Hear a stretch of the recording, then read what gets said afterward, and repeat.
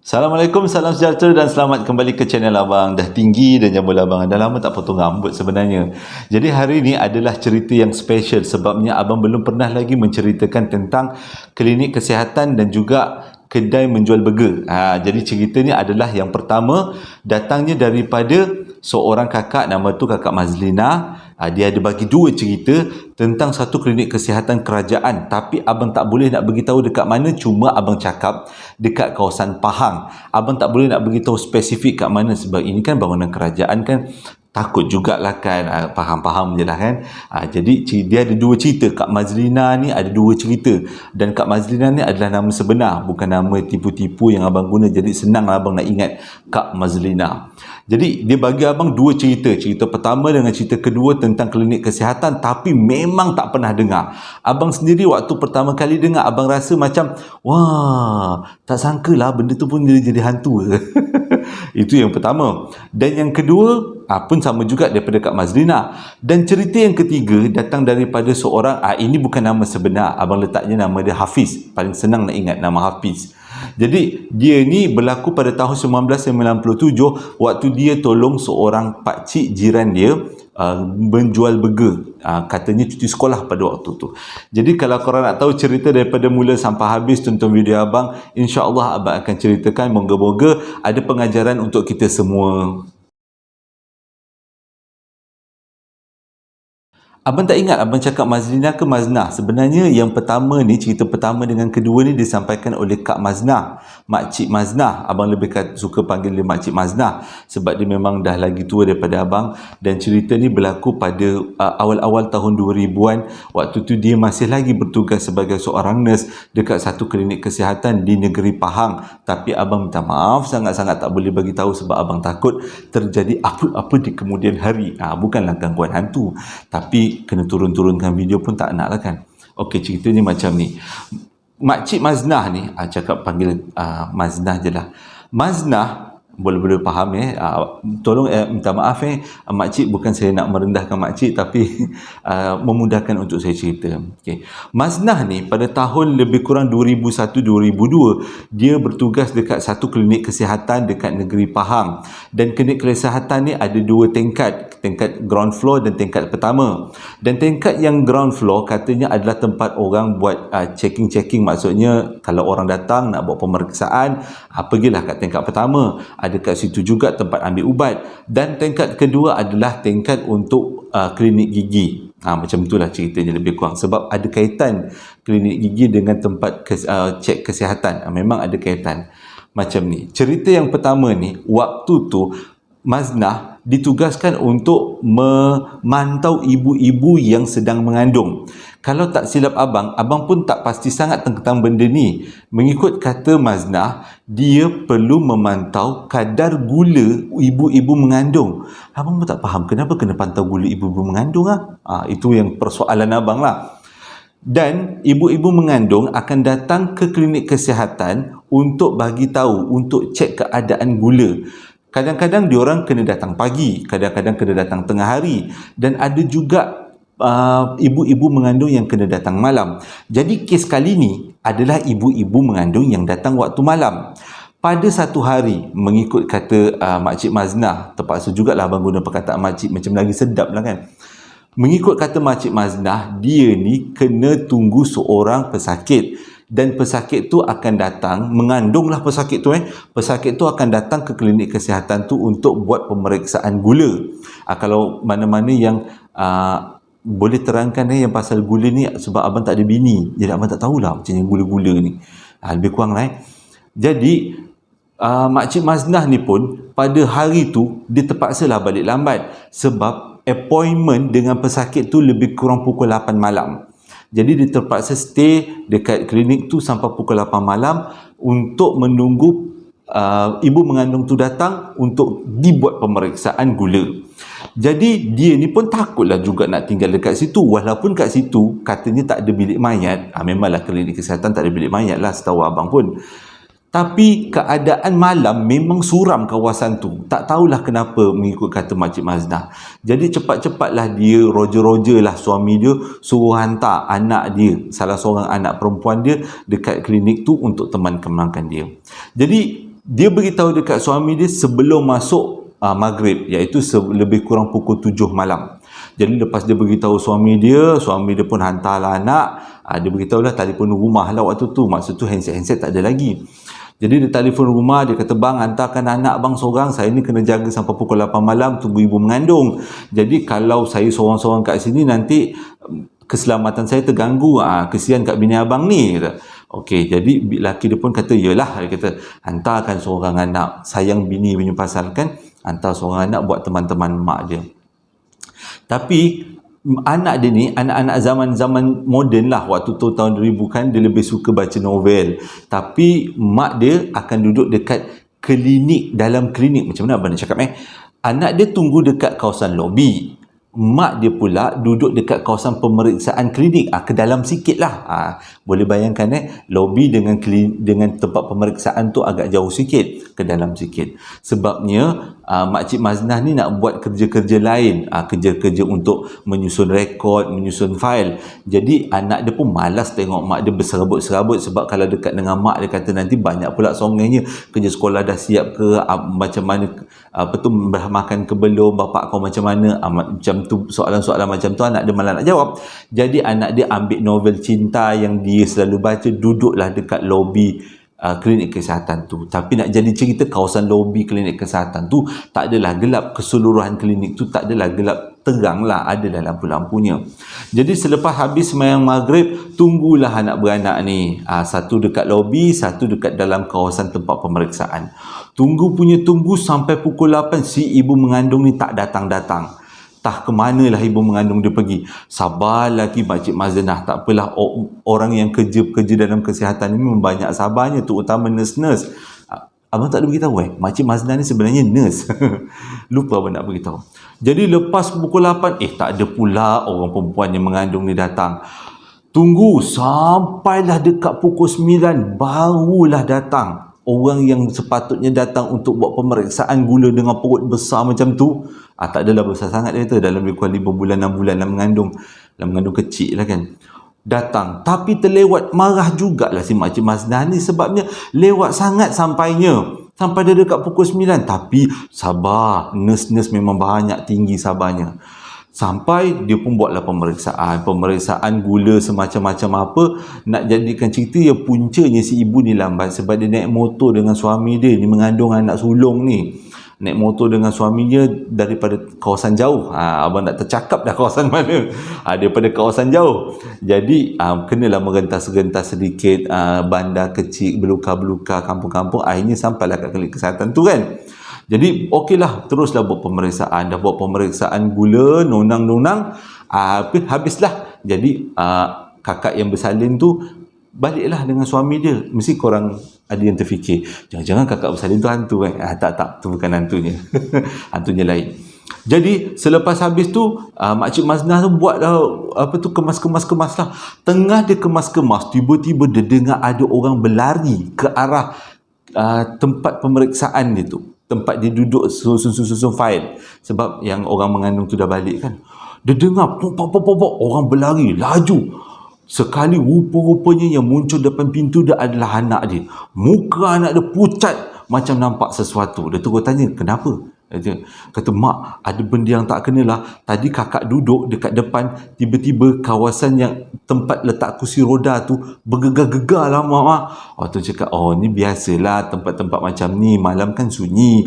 Jadi memang adalah gangguan-gangguan macam tu. Dekat Makcik Maznah suruhlah anak dia duduk dekat situ sementara untuk dia kemas-kemaskan barang nak balik kan. Jadi duduk. Tengah-tengah duduk, tiba-tiba dia dengar macam ada kursi roda berjalan. Makcik Maznah dengan anak dia dengar ada seolah-olah kursi roda berjalan.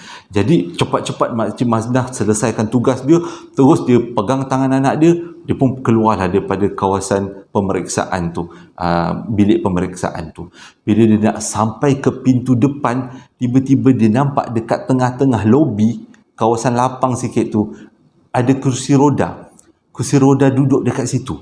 Mana datang kursi roda tu? Dah sah lah. Ini mesti ada jin-jin yang nak main-main dekat situ, kata Makcik Maznah.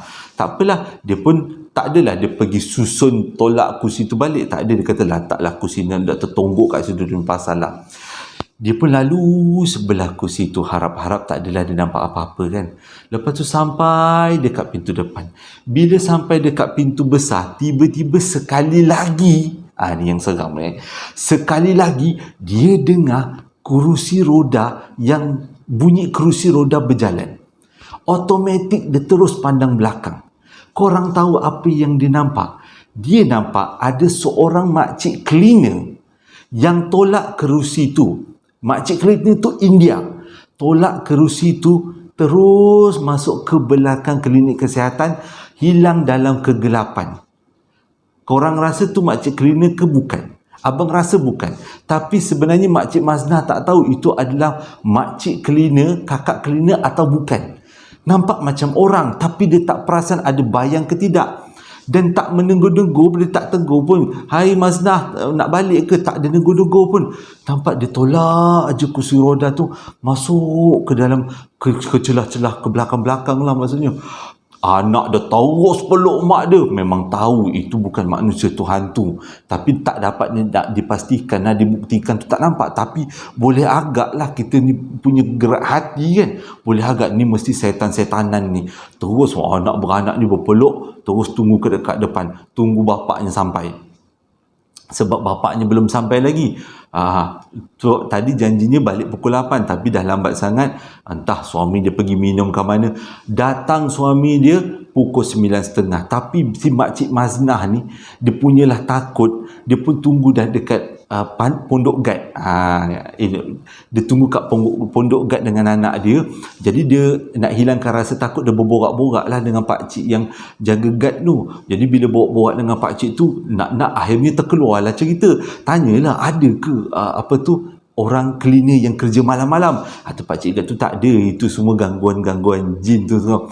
Takut pula Makcik Maznah waktu tu dengan anak dia. Baiklah ada pak guard. Lepas tu suami dia pun dah nak sampai. Dan waktu dia berborak tu lah, Pakcik Gad tu pun ceritakan suatu pengalaman dia yang unik, yang berkaitan dengan klinik gigi yang ada dekat tingkat 1. Kalau ada kadang-kadang orang kata yang tingkat kedua tu tingkat 2. Ada yang kata yang bawah ground floor, atas tu tingkat 1. Ada yang kata yang bawah tu tingkat 1, atas tingkat 2. Macam itulah.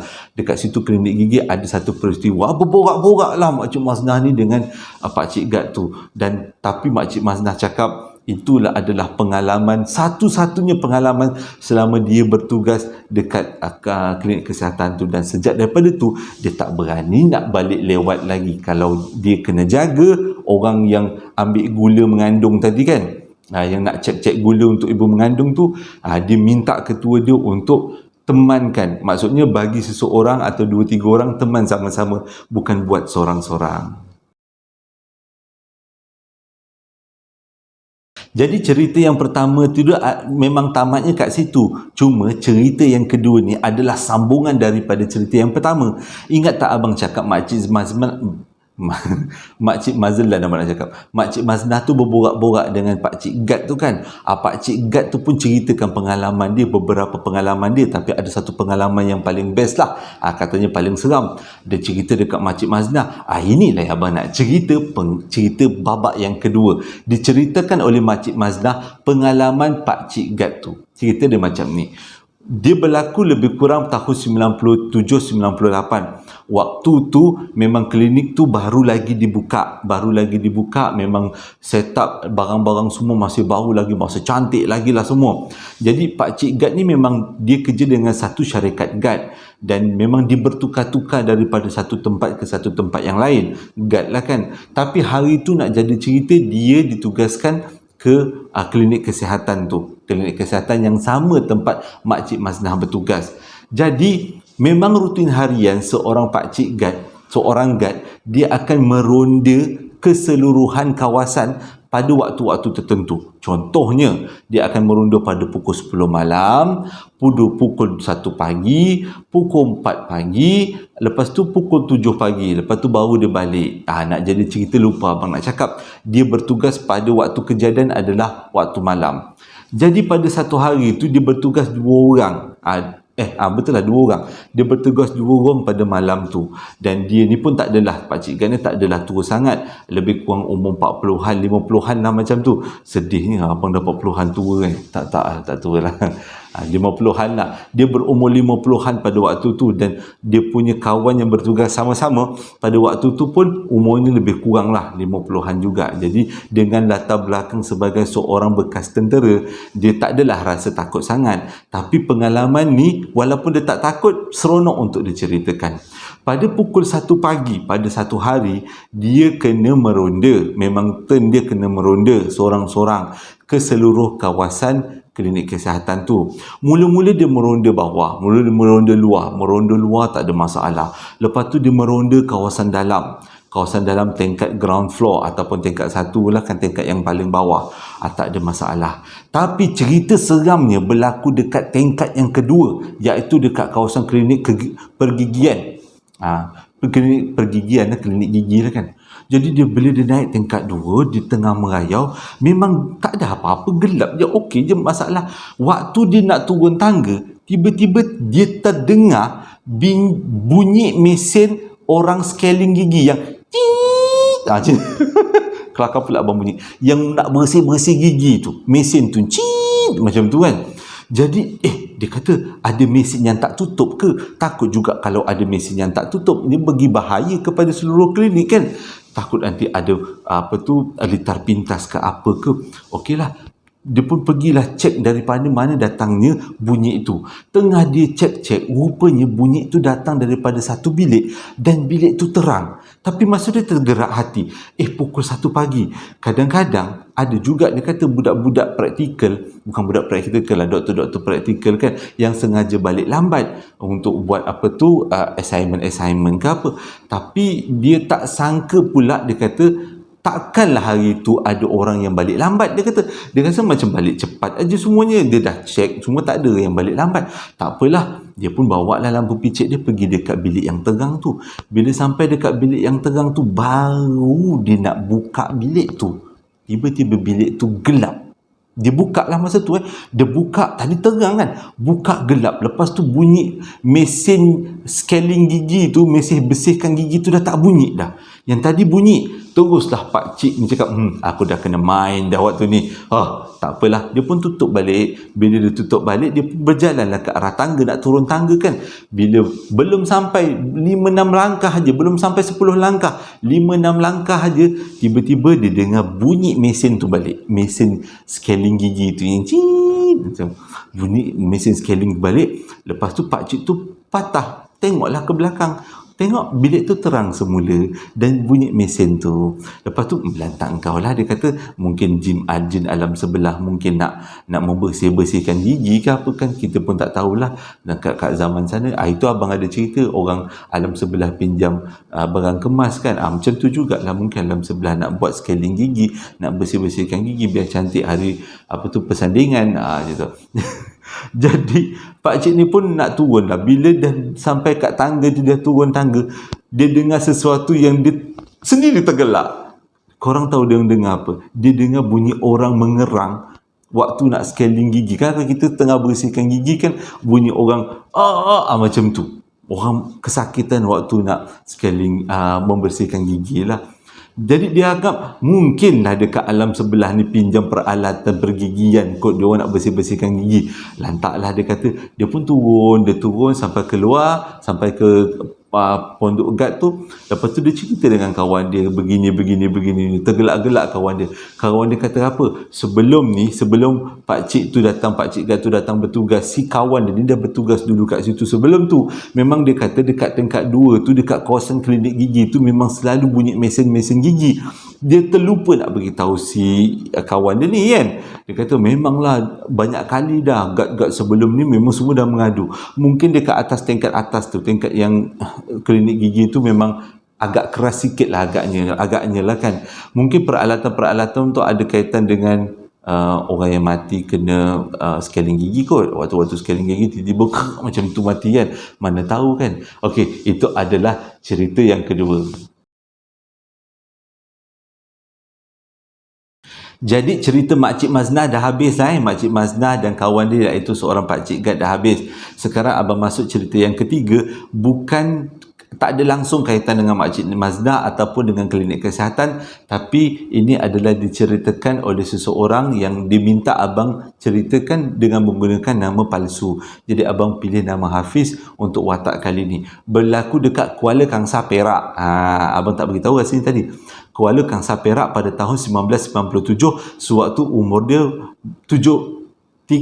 14 tahun. Abang nak ingatkan 14 tu susah. Sewaktu dia berumur 14 tahun. Jadi pada cuti umur dia 14 tahun, cuti tingkatan 2 masa tu, jadi dia ni bukan orang senang. Dia kata Hafiz ni bukan orang senang. Jadi dia cari-carilah kerja. Tapi bukan senang nak cari kerja sebabnya dia masih berumur 14 tahun. Kebanyakan kedai ataupun kedai makan ataupun kedai apa pun, dia orang akan ambil pekerja yang lebih daripada 17 tahun, dengan kata lain yang dah ambil SPM. Tak naklah ambil budak-budak muda sebabnya menyalahi peraturan undang-undang buruh. Kita ambil budak-budak kecil bekerja kan. Tapi dia ni memang tetap nak cari kerja sebabnya dia nak jugalah bantu-bantu keluarga, bukan orang senang kan. Abang faham perasaan dia. Abang dulu kerja kedai apa tu, ayam mas. Masa cuti SPM, tiap-tiap malam dapat ayam. Ayam lebihan tu kan, lebih-lebih pun sedap juga.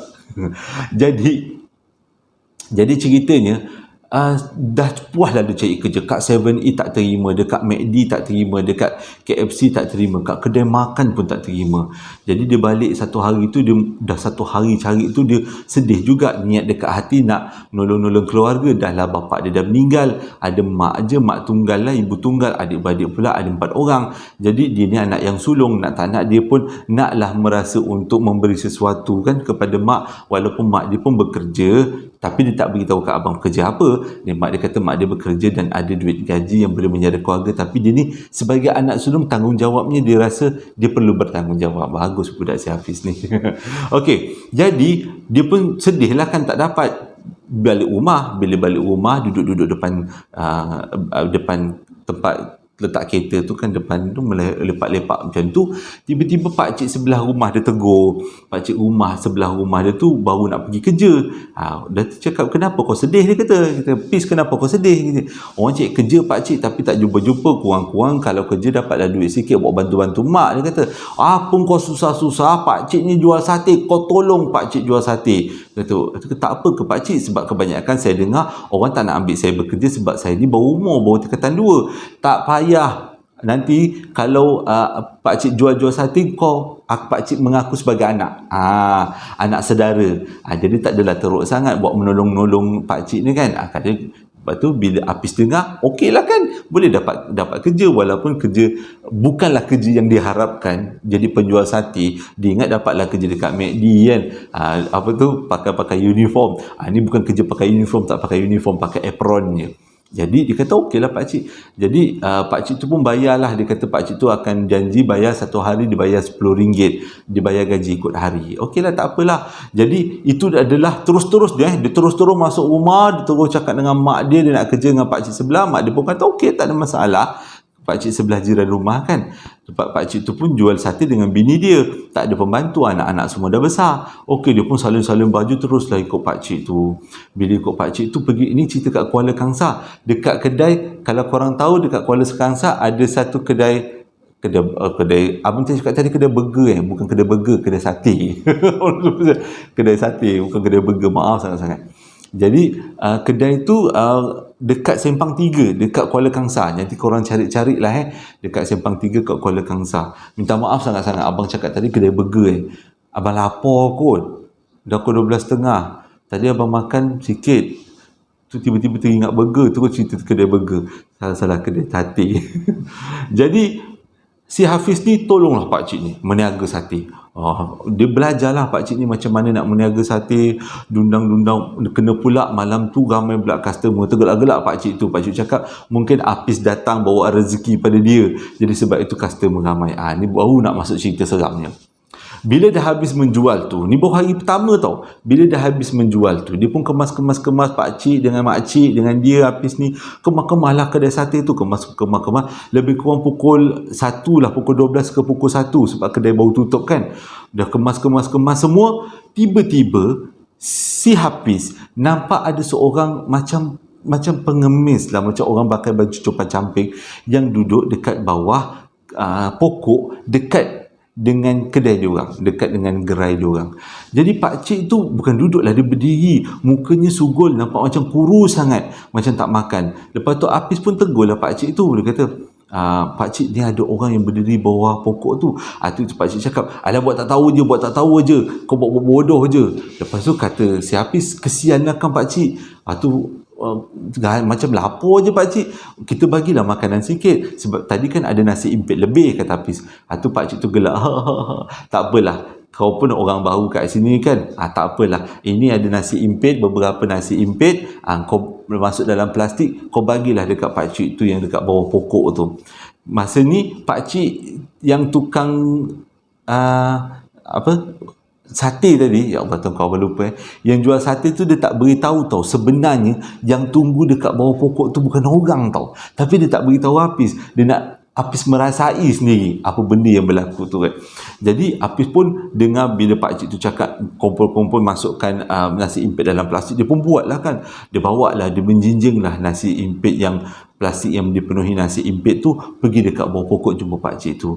Lepas tu dia ulurkan lah kat pakcik tu tak nyambut pun, tak ambil pun, pakcik tu diam je. Jadi Hafiz letakkanlah nasi impit yang dalam plastik tu sebelah pakcik tu. Tapi waktu dia dekat dengan pakcik tu, dia ada bau busuk tau, bau busuk yang lain macam nak muntah bau dia, bau macam terbakar, tapi bau macam daging busuk terbakar. Tapi tak apalah, dia kata mungkin datang bau tu daripada pakcik tu, sebab pakcik tu nampak macam baju copan camping kan. Dia letaklah plastik tu sebelah pakcik tu, dia cakap, pakcik kalau nak pakcik makanlah, ni ada nasi impit sikit. Pakcik tu diam je, tak cakap apa-apa.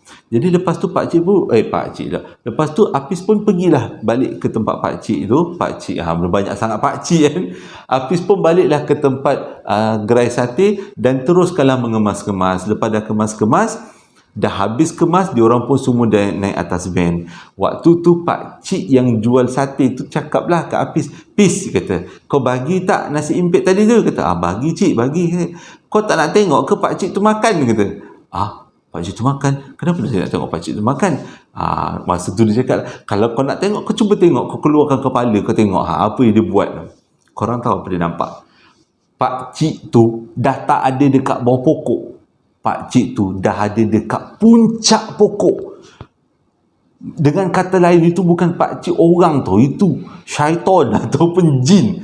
Rupanya yang tadi tu Hafiz jumpa, dia bukan jumpa manusia, dia jumpa jin. Masa tu Hafiz menggelabah, "Pakcik, kenapa orang tu nak duduk dekat atas puncak pokok?" Dia kata. Tergelak-gelak pakcik dengan makcik tu. Sebenarnya itu jin. Dia selalu datang tengok kita orang jual-jualan sate. Lupa pakcik nak beritahu, dia kata. Bukan lupa, sengaja untuk kau merasai, biar ada mesra, adalah dia punya peristiwa yang boleh dikenang lah kan. Lepas tu Hafiz waktu tu berpeluh, dia kata, dia cerita dekat abang berpeluh, so macam tak kancing masa tu. Lepas tu abang tanya soalan cepu mas, adakah Hafiz meneruskan kerjayanya sebagai pembakar sate? Atau Hafiz kata, ya, dia masih meneruskan kerjaya sebagai pembakar sate pada malam berikutnya. Dan mengikut kata Hafiz, tiap malam, boleh kata tiap malam jin tu akan tunggu dekat bawah pokok, dan memang biarkan aja, dia tak akan buat apa-apa. Lepas tu dia akan hilang sendiri. Tak sangka malam tu Hafiz bagi makanan, dan dia bawa makanan tu sampai ke puncak pokok. Dia duduk kat puncak pokok, dan Hafiz kata kat abang, itulah satu-satunya kenangan yang dia berdepan betul-betul dekat, memang belaga pipi lah dengan benda tu. Memang bau busuk tu lain macam. Jadi itulah yang diceritakan pada abang. Terima kasih dah menonton video abang daripada mula sampai habis tentang kisah dekat klinik kesihatan, iaitu kisah kursi roda bergerak sendiri dan juga kisah tempat pembersihan gigi, klinik gigi yang ada orang daripada alam sebelah. Pengajarannya kat sini adalah bila kita jumpa benda-benda macam tu, kita tak perlu terlalu takut. kita terus ingat selawat Nabi, Allahumma salli ala sayyidina Muhammad, ataupun apa-apalah yang kita ingat Allahu Akbar pun boleh juga. Untuk kita, Allah bagi kekuatan kat kita, Tuhan bagi kekuatan kat kita supaya kita boleh menghadapi. Kita tak boleh lari daripada diorang. Diorang memang hidup bertindih alam dengan kita. Dan pengajaran yang kedua pun sama juga. Kadang-kadang kalau kita tengah berniaga ataupun kita tengah buat kerja sampai tengah malam, memang ada makhluk lain yang suka memerhati. Dengan bukan niat jahat, tapi kadang-kadang mungkin untuk berkawan. Ingat tak kisah Pulau Pangku? Pulau Pangku. Ingat Pulau Pangku tu bahaya. Pulau Dayang Bunting, yang ada Abang Nafizal, abang tu ada jumpa melati, macam tu lah, lebih kurang jin hanya untuk berkawan. Okey, terima kasih dah menonton video abang daripada mula sampai habis. Abang harap ia menjadi iktibar untuk kita semua. Hingga berjumpa lagi dalam posting abang yang akan datang. Assalamualaikum warahmatullahi wabarakatuh.